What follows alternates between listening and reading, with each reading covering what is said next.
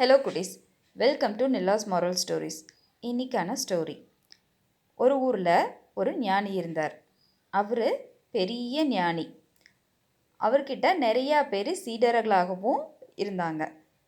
அவருக்கு ரொம்ப வயசும் ஆயிடுச்சு. அப்படி இருக்கப்போ ஒரு நாள் அவர்களோட சீடர்கள்லாம் அவர்கிட்ட, குருவே, எங்களுக்கு நீங்கள் குருவாக இருக்க மாதிரி உங்களுக்கும் குரு இருந்திருப்பாங்கல்ல, யாருக்கிட்ட நீங்கள் கற்றுக்கிட்டீங்க, உங்கள் குரு யார் அப்படின்னு கேட்குறாங்க.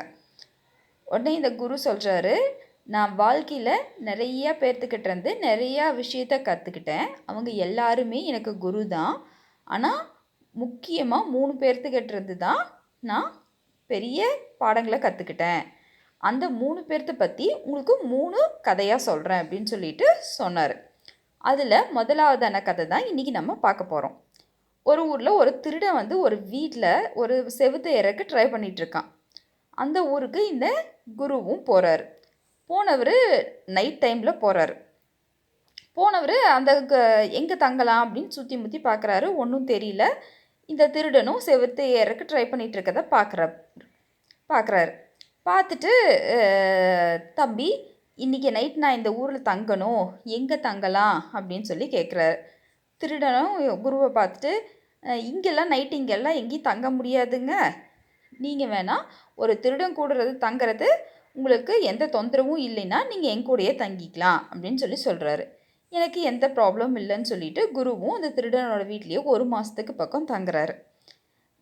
திருடன் நைட்டானா குருக்கிட்ட, குருவே, நான் வேலைக்கு போகிறேன், நீங்கள் ஓய்விடுங்க, நான் வேலைக்கு போயிட்டு வரேன் அப்படின்னு சொல்லிட்டு சந்தோஷமாக சொல்லிட்டு போவோம். அப்படி திரும்பி காலையிலையோ இல்லை நடுராத்திரிலையோ வர்றப்ப குரு அவர்கிட்ட இன்றைக்கி ஏதாவது கிடைச்சிதா அப்படின்னு கேட்குறப்ப, இன்றைக்கி எதுவும் கிடைக்கல, நாளைக்கு தான் ட்ரை பண்ணும், மறுபடியும் விடாமல் முயற்சி பண்ணுவேன் அப்படின்னு சொல்கிறா. அப்படி இதே மாதிரி ஆனால் சந்தோஷமாக இருக்கா. அப்படி அந்த திருடங்கிட்டேருந்து தான் குரு தெரிஞ்சுக்கிட்டது என்னன்னு கேட்டால், விடாமுயற்சி.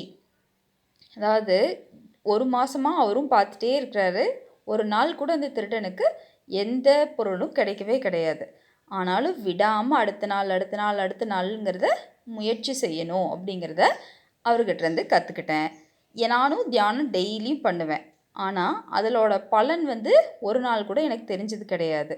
அப்போல்லாம் நான் சோர்ந்து போயிடுவேன். என்னடா அது, ஒன்றுமே கிடைக்கலையே, ஒன்றுமே தெரியலையே அப்படின்னு சொல்லிட்டு.